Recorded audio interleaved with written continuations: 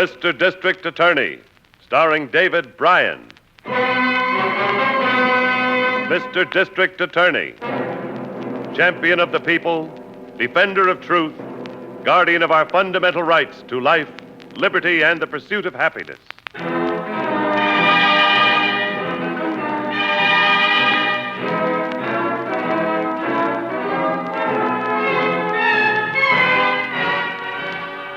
And it shall be my duty as district attorney not only to prosecute to the limit of the law all persons accused of crimes perpetrated within this county, but to defend with equal vigor the rights and privileges of all its citizens.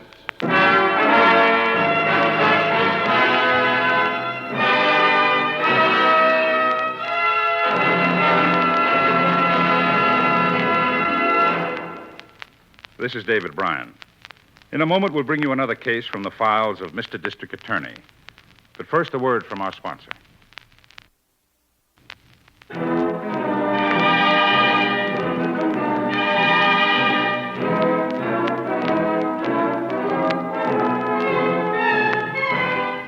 And now, here is our star, David Bryan, as Paul Garrett, Mr. District Attorney.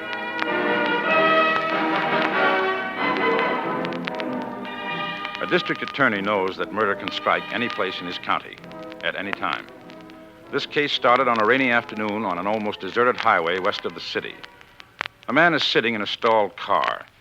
His face brightens as a tow truck pulls off the road beside him. Painted on the door of the truck are the words, Joe's Garage. Hello. Oh, you having trouble? Yeah, wires got soaked coming through that low spot back there. She chugged and spluttered a ways and then conked out on me. Well, I guess we can get you started again. Get the squirt gun, Rusty. Okay, Joe, you want the tarp, too? Yep. Raise his hood and tent the tarp over it so the rain can't beat in while we're working. I'll give you a hand. You just stay there and keep dry, mister. We'll have her perking in a minute. I'm sure grateful to you. What are you going to do? Squirt a little carbon tetrachloride on the ignition wires. Better release your hood. Oh, yeah.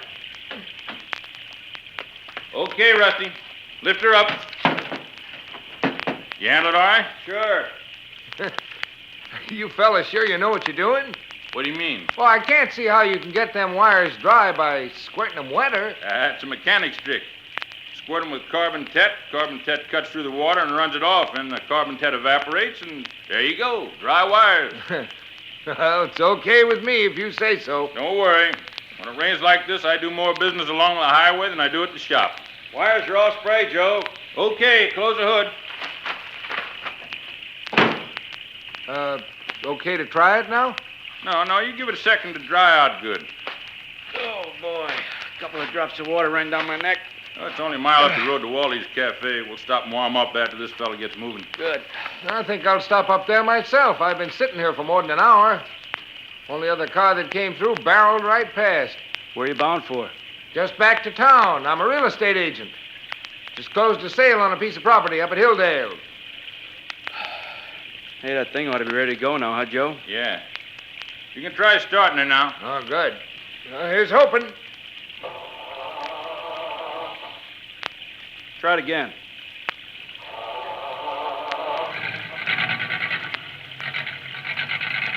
Well, that trick of yours really works, doesn't it? Never missed yet. May splutter a little while until you get moving, but watch the puddles. You'll be okay. I sure wish there was some way of thanking you fellas. Well, that won't be hard to do. The charge is $15. $15? We don't stand out in the rain for fun, mister. You were stuck, weren't you?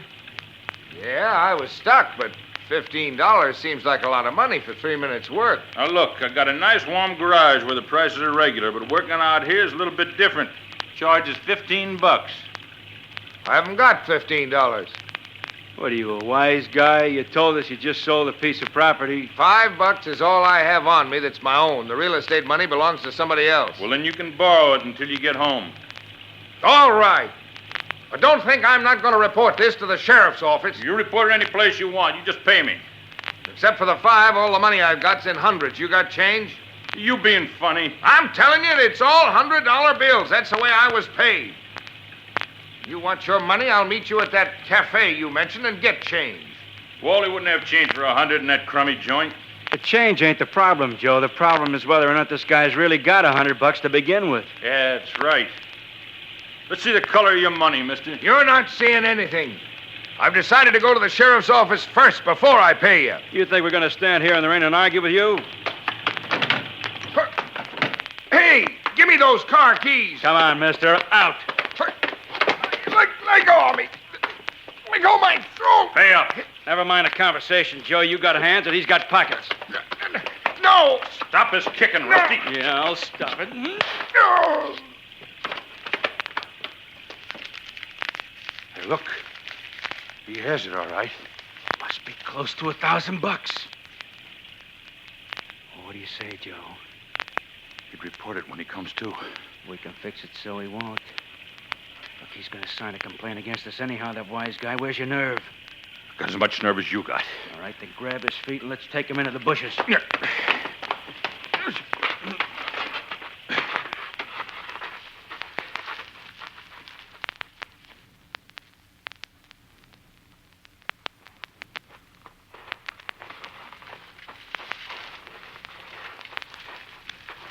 Still mighty wet from that rain yesterday, Chief.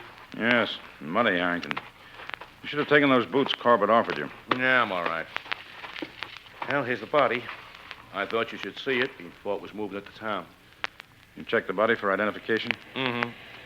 License description fits. Name's William McShane. He was a realtor. What are you looking at? What's left of those footprints around the body? Oh, the lab says they're puddled up too much to help. Rain washed the edges away. He was carried in here by two men. Or walked in with one. No, Harrington, he was carried. If he walked, there'd have been some mud on the soles of his shoes, especially at the joining of the heel. His feet never touched the ground after he left the pavement. The ignition keys to his car were lying right there beside him. Good thing the state trooper investigated when he found the car abandoned this morning. Any sign of a weapon around? It must have been one, with his head the way it is. Well, the lab boys figured it was a large rock they found over there. Some indications of blood on it. It was almost washed clean by the rain, though. They didn't want to leave it here, so they wrapped it up and took it in for examination. It doesn't sound like it'll help much. Some of the blood might have held, but the prints won't. Now, let's get back to the car. All right. There it is. Just the way the trooper found it. Door on the driver's side open. Seat and steering wheel soaked with rain. Well, he might have gotten out to fix something. Tires are all okay. Well, if he did, he finished it before he was killed, because the car runs. I checked it. He stopped for something. Pull the hood release. Let's have a look at the motor.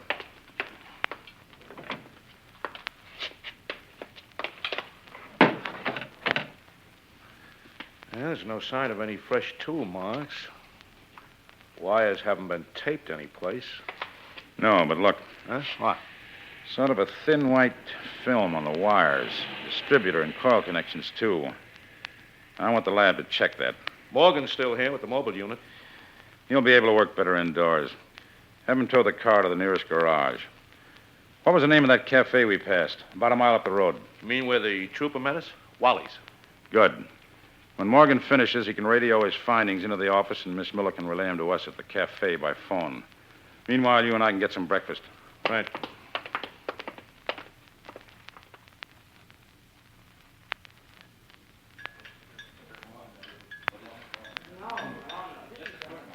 Well, what'll you have, gents? How about ham and Chief? Sounds good. Not to me, I'm out. You settled for bacon? Yeah, sure. Okay with you, Chief? Fine. Excuse me a second. Never mind. I'll take it. We're expecting a call here. Hello? Hello, is there a Mr. Garrett or a Mr. Harrington there, please? This is Harrington, Miss Miller. Oh, I just called to tell you that Morgan is taking the car to a place in Hooperville, about 2 miles closer in, Joe's garage. Okay. We may be in there before he's through. The medical examiner's report just came in, too. He says McShane was killed sometime yesterday afternoon. It's a long time.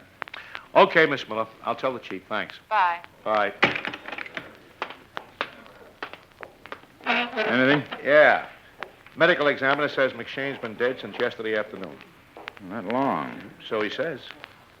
That car was standing out on the highway for a long time then. I think somebody would have stopped seeing the door open in that downpour. Yeah, you know how people are sometimes. Everybody's in a hurry. Yeah. How about the car? Morgan is towing it to Hooperville, 2 miles.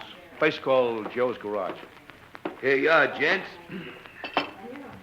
Say, I hear you mention Joe's Garage. Huh? Oh, yeah. You going in there for anything? Possibly. Why?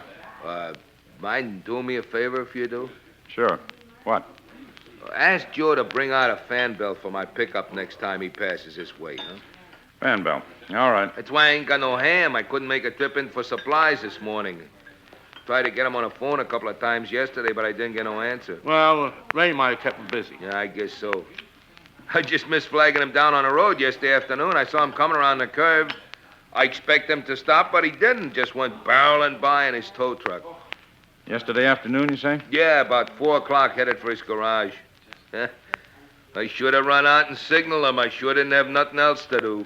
The darn rain. I bet I didn't shove 3 blue plates across this counter all day. Big breakfast trade this morning, though. Excuse me while I get on them dishes. Yeah, sure. That garage tow truck must have compassed the spot where McShane's car was found, Chief. Yes. Ordinary drivers might have passed the car with the door open like that. Seems to me that a mechanic would stop, though. Doesn't it to you? Especially in that rain. Yeah. Of course, maybe the car wasn't there yet. Medical examiner couldn't fit the exact time of death. Might have been there too long before he got to it. Well, if the garage man didn't see the car, it'll be some help anyhow. We'll know McShane was killed after 4 o'clock. Yeah. Could that be Miss Miller again so soon? You want to get that? Yes. I'll take it. Hello? Mr. Garrett? Yes, Miss Miller. Mr. Garrett, we located McShane's wife. She just came into the office. I think you'd better come in and talk to her. Do you know anything? McShane sold a piece of real estate yesterday. He called her after he closed the deal. He was carrying $1,200 cash and $100 bills. We'll be right in. I have to skip breakfast now, Harrington, and get back to the office. McShane's wife is there. Oh? Did she give any line on a motive? $1,200 he was carrying. Ah. Here's your money, Wally. Oh, but you didn't eat nothing. What's wrong with it? Well, just a rush business call. We'll see you next time around. Well, hey, you'll remember about that fan belt, won't you? You better try reaching the garage on the phone again. We're not stopping there after all. Oh, well, thanks anyhow. Hurry back.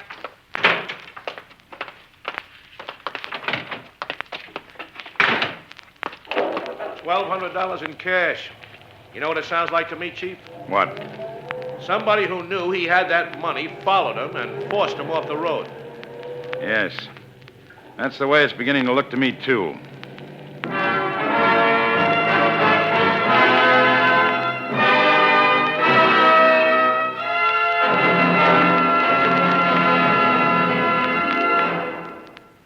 This is David Bryan. Before we continue with Mr. District Attorney in the case of the murderous Good Samaritans, here is an important message from our sponsor.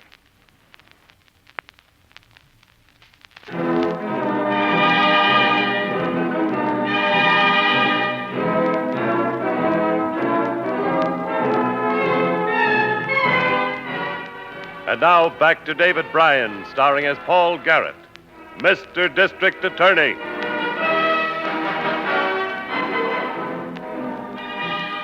A man had been murdered and his car abandoned at the side of a rain-drenched road. His wife gave us our first indication of a motive, $1,200 in cash that the dead man had been carrying. We questioned her further at my office. How did you know your husband was carrying the money, Mrs. McShane? He telephoned me from upstate after he made the sale.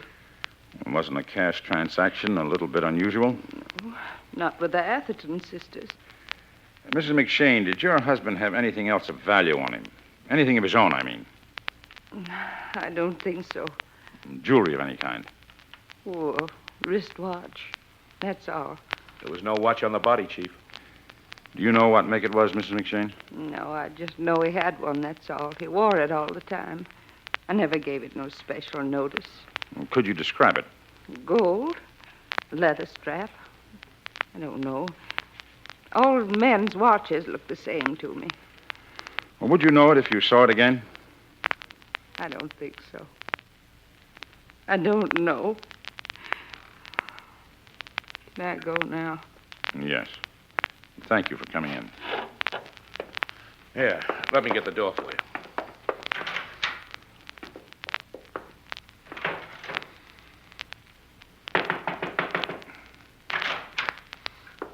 Oh, Miss Miller. Hi. I didn't mean to close the door in your face. Oh, it's all right. I knew she was upset. I didn't want to come in until you'd finished with her. What is it? Morgan just called about McShane's car, that film on the ignition wires. Well, what was it? He said carbon tetrachloride residue. You have any ideas how it got on there? Yes, sir. He said the car must have been stalled with wet wires and the carbon tet was sprayed on to dry them off. Where would he get carbon tetrachloride on a highway? Was there any in the car? Did he carry a fire extinguisher or anything like that? Morgan said no. He said somebody must have helped McShane spray the wires, somebody who had the equipment like a mechanic. Chief, that guy at the roadside cafe, Wally, he said I that... know. The tow truck from Joe's garage. Go to the teletype room. Get out that query to the Atherton sisters on the serial numbers of those bills. And then meet me down at the motor pool in the basement. We're going to visit a guy named Joe.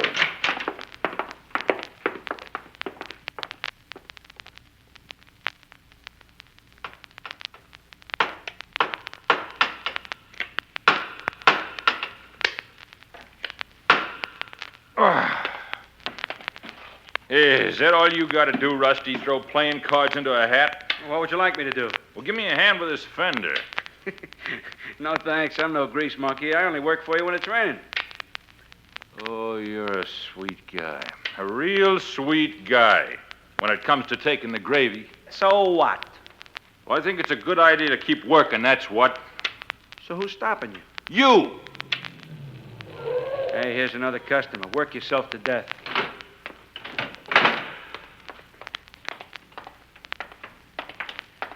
Which one of you is Joe? Me.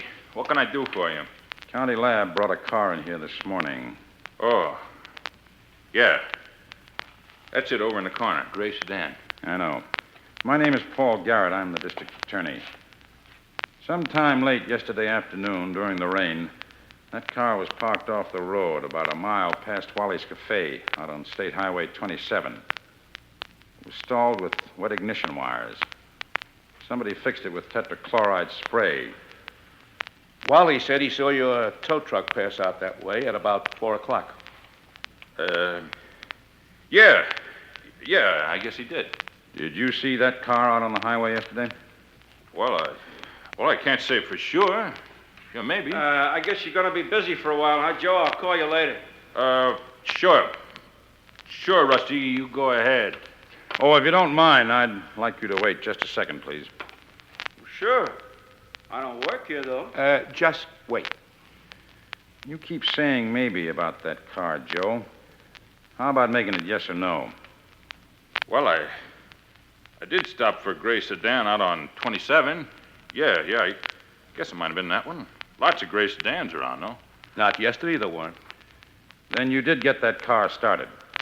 Yeah. Was the driver all right when you left him? Well, yeah, he was all right. You still want me to wait? Oh, I almost forgot about you. No, I was just wondering if you might have been with Joe when he fixed McShane's car. Oh, no. I'm hardly ever around here. He just happened to stop by today. I see. Well, thank you. You're welcome. So long. Oh, by the way, Yeah? I think my watch has stopped. What time have you got? Just 20 past 2. Thanks. Yeah, that's a good-looking watch. Keep pretty good time? Yeah, right on the dot. Looks like you've had it for a long time. Yeah, quite a while. You must have gained a lot of weight since you bought it. Huh? I don't get you. The strap is getting too small for your wrist. A badly worn mark on the leather band there where you used to hook it through the 4th hole. You're wearing it hooked through the 2nd hole now. So long.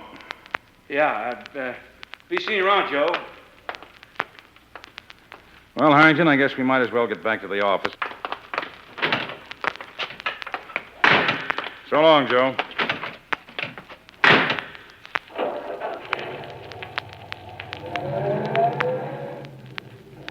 Gee, what the devil were you Never mind. Did you pick up those playing cards I signaled you to get? Yeah, I had a tough time figuring what you wanted for a minute, though. All I could get was a few of them while they were talking to you. They're in my pocket. Don't touch them any more than you have to until we get them to the lab. But what's the idea? Well, those cards are greasy. They'll be covered with clear prints. Joe's and that other fellow's who just happened to stop by. I want to know if either or both of them have records. Ah, now I get it. And that wristwatch business. Well, that wasn't his watch. And from the size of him, I figured that his wrist would be just about 2 notches bigger than McShane's. I want McShane's car moved to the police lab.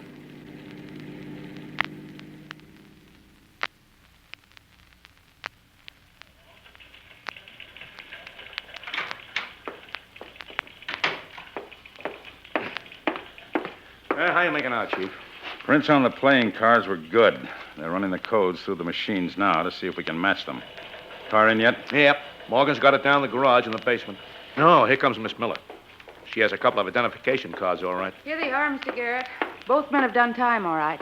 Good mugshots, too. Robert, Rusty, Allison, and Joe Fowler there. Good. Get these down to Morgan in the basement garage right away.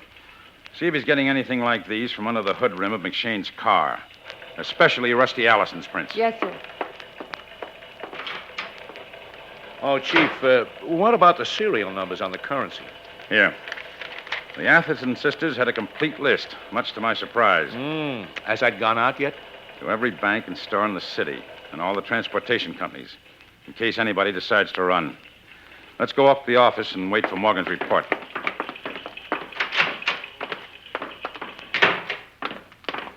Mr. Garrett. I wanted that stuff to go down right away. Well, I didn't have to go down. Morgan was coming up when I reached the elevator. He found what you wanted.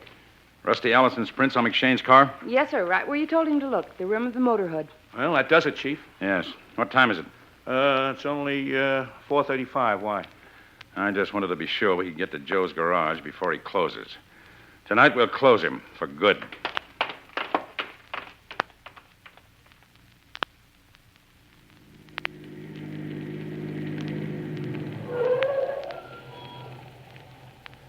Place looks like it's shut down, Chief. Get out and look around. Yep. Locked all right. Only 5 after 5. The service truck is gone. You wouldn't make a run in that. Yeah, wait a minute. Sign on the door there, written in pencil. Out on service call. An emergency, phone Elmwood 4677. Elmwood. 4677. I've seen that number before, earlier today, and so have you. Huh? When? When we answered the phone calls from Miss Miller at Wally's Cafe. Hey, that was the Elmwood Exchange. And Wally wanted a new fan belt for his pickup. Come on.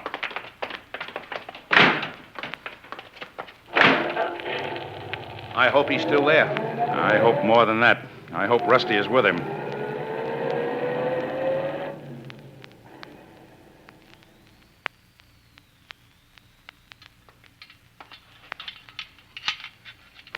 Yeah, that does it. All I got to do now is tighten the generator, and she's fixed. Hand me the wrench, will you, Rusty? Now, why don't you keep things where you can get at 'em? Oh, never mind. I'll get it myself. Okay, get it. Just don't look to me for free labor. Drop dead. Say, you two ain't in some kind of trouble, are you? What makes you ask that? Well, just the way you're acting, that's all. 2 fellas here this morning wanted to know all about you passing on a highway yesterday during the rain. Yeah, and you had to tell 'em, too, didn't you, you big-mouth hair-slinger? Why don't you go out in front and tend to your cooking? Don't you go calling me names, jailbird. What was that? You heard me. You're an ex-con. Who told you that? I hear things. Well, you keep hearing all you want, but if you ever tell anybody, especially the 2 guys that were here this morning... Why? Because of the guy who was killed up the highway? Oh, Joey, this guy needs a little lesson. I wouldn't do that if I were you. What? That's a pretty interesting conversation you boys were having. I thought you weren't with Joe when he came by here yesterday, Rusty. I wasn't. Then how did your fingerprints get under the hood of McShane's car? Get something, Joe! Look out, Chief! You all right, Chief? Yeah, just dizzy. I had the fire. He'd have split your skull open. He's dead. I had nothing to do with this. We know you didn't, Wally. Just get out front and call for a police ambulance. Yeah. You're going to pin this on me, aren't you? You killed him, and now it's all on me. Look how he get a break. It was his idea. Sure. It's always the dead man's idea. He can't contradict you. But you were there, weren't you, mister? What did they do to me? Can't you answer that one for yourself? Huh? Yes. What did you do to McShane?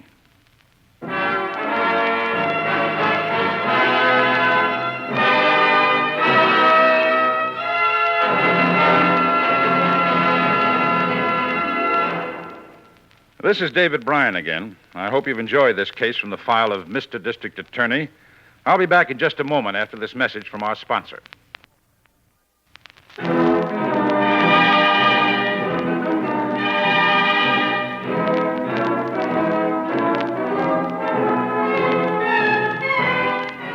Now, here is the star of Mr. District Attorney, David Bryan, with a word about the program you have just heard.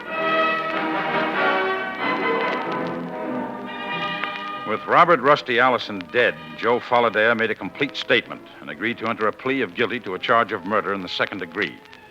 He was sentenced to prison for the rest of his natural life. And now, this is David Bryan inviting you to join us when we present our next case based on the facts of crime from the file of Mr. District Attorney. Mr. District Attorney was originated by Phillips H. Lord.